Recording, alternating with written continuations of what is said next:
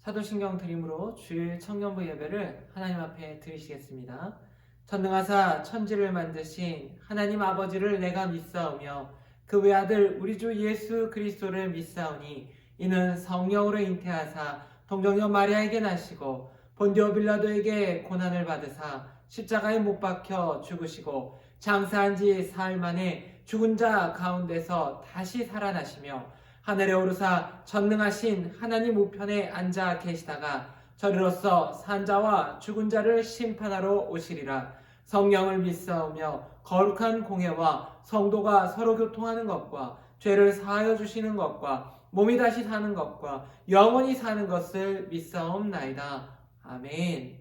오늘 함께 보실 하나님의 말씀은 창세기 27장 1절부터 4절까지 말씀입니다. 오늘 함께 보실 하나님의 말씀은 창세기 27장 1절부터 4절까지 말씀입니다. 제가 봉독하도록 하겠습니다. 이삭이 나이가 많아 눈이 어두워 잘 보지 못하더니 맏아들 에서를 불러 이르되 내 아들아 하매 그가 이르되 내가 여기 있나이다 하니 이삭이 이르되 내가 이제 늙어 어느 날 죽을는지 알지 못하니 그런즉 내 기구 곧 화살통과 활을 가지고 들에 가서 나를 위하여 사냥하여 내가 즐기는 별미를 만들어 내게로 가져와서 먹게 하여 내가 죽기 전에 내 마음껏 내게 축복하게 하라. 아멘. 잠시 기도드리시겠습니다. 하늘에 계신 아버지, 주일을 맞아 하나님 앞에 나아갑니다. 하나님 홀로 영광 받아 주시고 창조 기념일과 구원 기념일로 지키는 이 안식일에 하나님의 말씀 가운데 우리가 나아갈 바를 깨닫게 하여 주시고 그 말씀을 깨달았다면 순종함으로 나아가는 귀한 영혼들이, 귀한 인생들이 되게 하여 주시옵소서. 오늘 한날의 예배 가운데 함께 동행하시고 홀로 영광 받으실 줄 믿사오며 존귀하신 예수 그리스도의 이름으로 감사하며 기도드렸습니다. 아멘. 오늘 말씀 하나님의 계획이라는 제목으로 말씀 증가하도록 하겠습니다. 오래전에 함께 사역을 하다 연락이 끊긴 장로님과 얼마 전 다시 연락이 닿게 되었습니다. 너무 반가워서 문자로 이런저런 메시지를 남기다가 장로님이 가족 사진 한 장을 저에게 보내주셨습니다. 크리스마스 트리 앞에 선 장로님 그리고 권사님 듬직하게 서 있는 아들의 모습은 누가 봐도 행복한 가정이었습니다. 너무나 부러운 나머지 장로님 너무 멋지고 또 포근함이 느껴진다고 문자를 보냈더니 한참 후에 장로님이 이렇게 단문을 주셨습니다. 평온해 보이지만 매일 전쟁인 거는 다른 가족과 같습니다. 굉장히 온유한 성품을 가지신 그 장로님과 권사님을 제가 오래전부터 봤을 때 너무나도 온유하시다, 참 좋으시다 이런 생각들을 많이 했는데 제가 그 문자 단문을 받아보고 한참 이런 생각을 하게 되었습니다. 똑같구나. 어느 가정이나 정말 평온해 보이지만 그 안에는 마치 전쟁과 같은 여러 가지 복잡하고 또 어려운 문제들이 산재해 있구나 이런 생각을 했습니다. 가정은 어떤 곳입니까? 가정은 하나님이 맺어주신 사람들의 아름다운 보금자리입니다. 또한 아름다운 보금자리여야만 합니다. 사랑하는 남녀가 만나 자녀를 낳고 자녀들과 함께 하나님의 사랑 안에 머물며 그 사랑을 서로 나누는 귀한 공동체입니다. 어느 가정에나 행복했던 시간들을 찍어 놓은 사진이 가정마다 있습니다. 어떤 가정도 서로 머리채를 잡고 핥히고 방문을 쾅 닫는 순간을 찍은 사진을 액자에 넣어 보관하지는 않습니다. 물론 그런 순간들을 찍지도 않겠지만 말입니다. 오늘 성경에는 언약의 족장 중 한 명인 이삭의 가정 이야기가 소개되고 있습니다.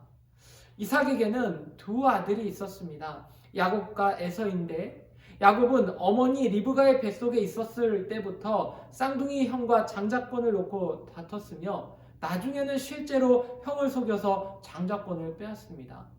의외로 그는 내성적이고 정적인 성향을 가졌지만 외삼촌 라반의 집에서 20년간 육체 노동을 감당해낼 정도로 강인한 사람이었고 또 형 에서를 속이고 생명을 보존하기 위해서는 도망쳐야 했던 그런 야곱의 인생, 정말 한때는 정적이고 온순해 보였다가도 어떨 때는 강인한 모습을 보이지만, 그러나 이 야곱의 삶을 한마디로 정리하자면 그는 도망자 인생을 살았습니다.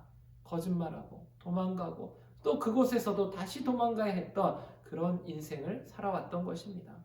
형 에서는 첫 아들에게 주어지는 특별한 권리인 장자권을 우습게 생각하는 사냥꾼이었습니다.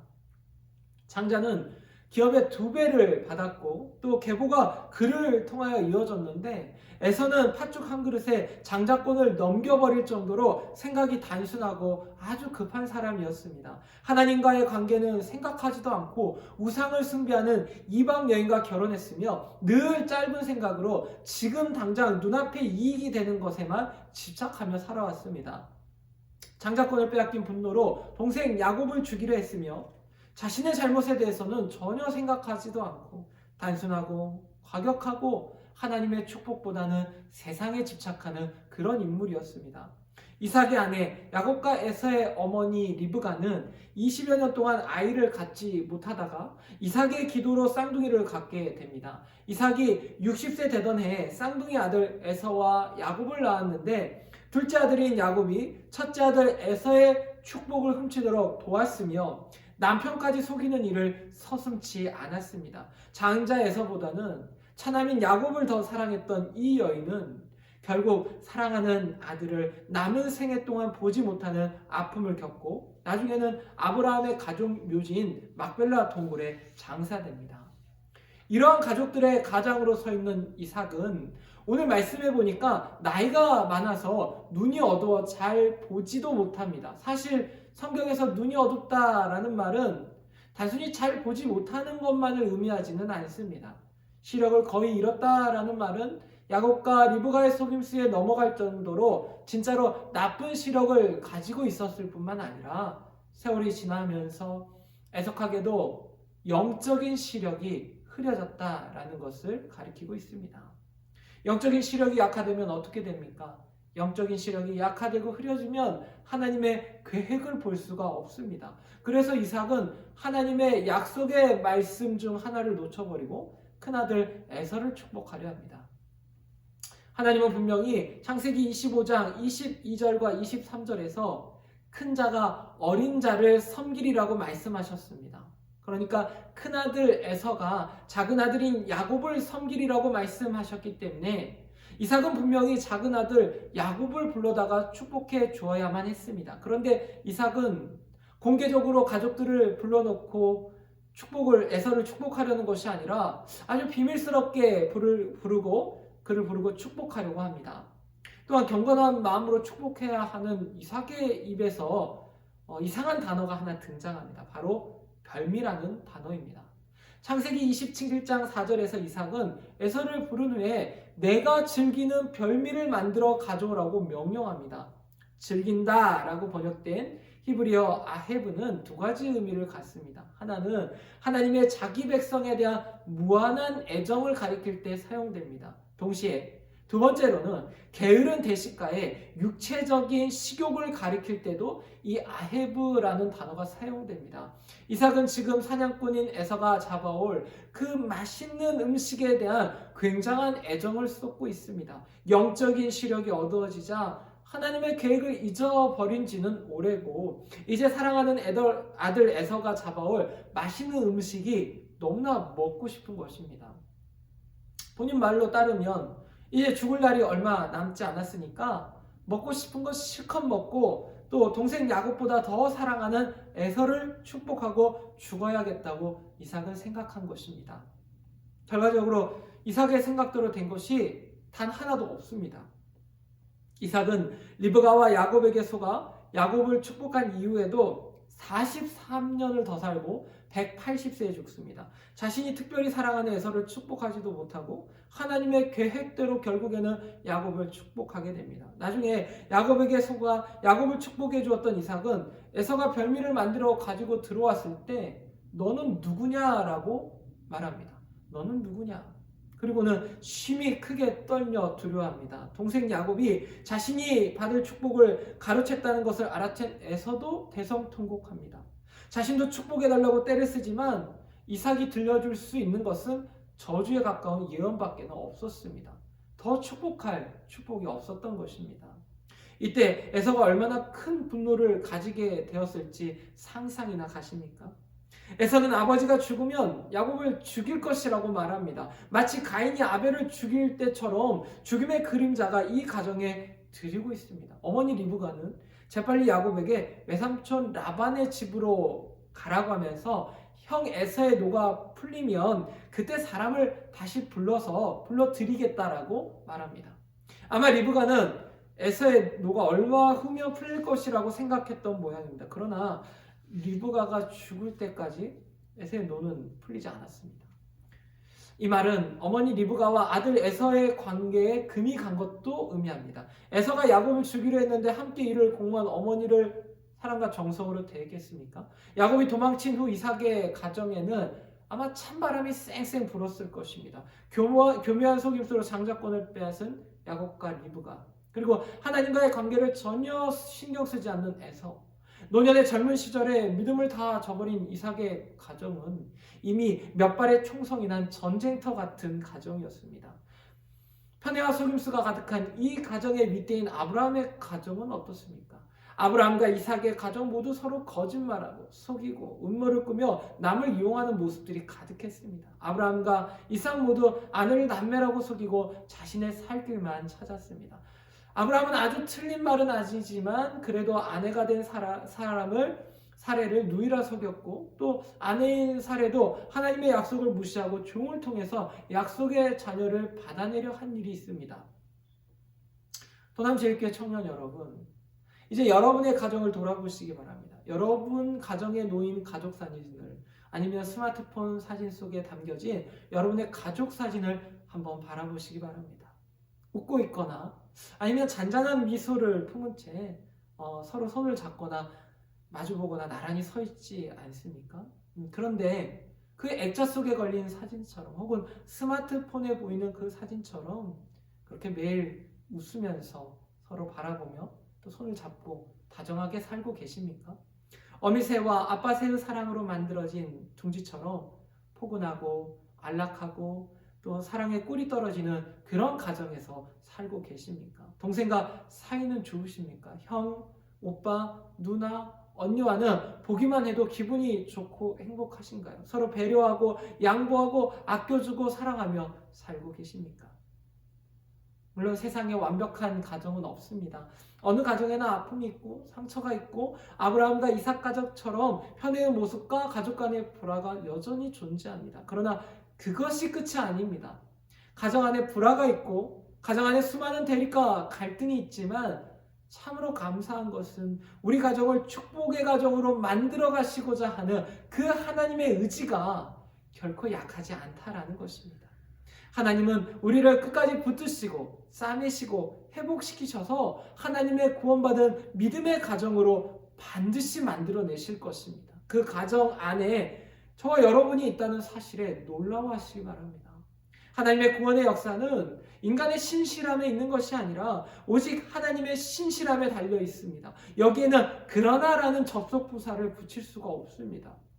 오직 하나님의 신실하심, 하나님의 주권적 은혜로 우리 가정이 톱니바퀴 물리듯 돌아가고 있는 것입니다. 2000년 전 예수님은 이 땅에 오셔서 제자들에게 도둑이 오는 것은 도둑질하고 죽이고 멸망시키려는 것뿐이요, 예수님이 온 것은 양으로 생명을 얻게 하고 더 풍성히 얻게 하려는 것이라고 요한복음 10장에서 선한 목자의 비유를 들어서 말씀해 주셨습니다. 선한 목자로 양들을 위해 목숨을 버리기 위해 이 땅에 오신 예수님은 기꺼이 십자가에서 희생 제물이 되어주셨고, 하나님의 충만하신 사랑을 희생과 겸손, 온유와 인내로 보여주셨습니다. 하나님은 우리 가정에 생명의 기쁨이 가득 넘치고 하나님의 구원의 풍성함이 결실을 맺기 원하십니다. 불안하고 답답한 환경 속에서도 하나님은 여전히 우리 가정이 축복과 사랑의 통로가 되길 간절히 원하고 계십니다. 또한 그렇게 인도하실 것입니다. 박영성 목사님이 쓰신 믿음이라는 책에는 이런 구절이 있어서 제가 소개해 드리려고 합니다. 자, 읽어드리겠습니다. 우리가 왜 사랑해야 합니까? 우리가 하나님께 속했기 때문입니다. 우리의 책임이나 목표로서가 아니라 우리의 본질로서 사랑할 수밖에 없는 것입니다. 하나님께 속했기 때문에 그렇습니다. 감기가 들어서 귀신이 나듯이 하나님께 속했기 때문에 그 본질이 사랑이 되고 마는 것입니다. 말씀을 마무리하도록 하겠습니다. 하나님은 저와 청년 여러분의 가정을 세상 끝날까지 축복의 통로, 사랑의 통로로 만들어 가시길 간절히 원하십니다. 아브라함도 이삭도 자신들의 노력과 의지보다 더 크신 하나님의 의지와 하나님의 신실하심 때문에 결국은 구원의 통로로 다 쓰임받았습니다. 여전히 세상은 변하지 않고 가정 안에 어렵고 힘들고 풀기 싫은 문제들이 산더미 같이 쌓여 있지만 하나님의 신실하심과 그분의 강권적인 사랑에 기대어 한 주간도 가정 안에 있는 어린 이삭들을 아껴주시고 또 하나님의 손이 되어 가정을 돌보시는 우리 부모님들을 아낌없이 응원하고 지지해 주시는 저와 여러분 되시길 주의 이름으로 축원합니다. 기도하도록 하겠습니다. 하늘에 계신 아버지, 상처 많고 불안하는 이삭 가정을 통해서도 구원의 계획을 완성해 가신 하나님을 찬양합니다. 사랑 안에 두려움이 없고 온전한 사랑이 두려움을 내쫓는다고 하신 것처럼 언제나 우리 가정이 하나님의 사랑 안에 머물게 하여 주시옵소서. 힘든 상황 가운데 가정을 지키기 위해 고생하고 수고하시는 부모님을 이해하고 응원하는 청년들이 되게 하시고 청년들의 가정이 평안하도록 은혜를 베풀어 주시옵소서. 주께서 청년들과 그들의 형제, 자매, 직장 동료 그리고 부모님을 강건하게 붙드시고 사랑의 공동체로 묶어주실 줄 믿사오며 지금은 우리 주 예수 그리스도의 은혜와 하나님의 크고 놀라우신 사랑하심과 성령님의 교통 감화하심이 하나님의 크고 놀라우신 계획을 신뢰하며 순종과 인내, 사랑으로 가정과 직장, 교회 공동체를 세워가길 갈망하는 도남 제1교회 청년들 위해 코로나19로 고통받고 있는 온 세계의 자녀들 위해 또한 그들을 치료하기 위해 고군분투하는 의료진, 자원봉사자들 위해 이제부터 영원토록 함께할지어다. 아멘.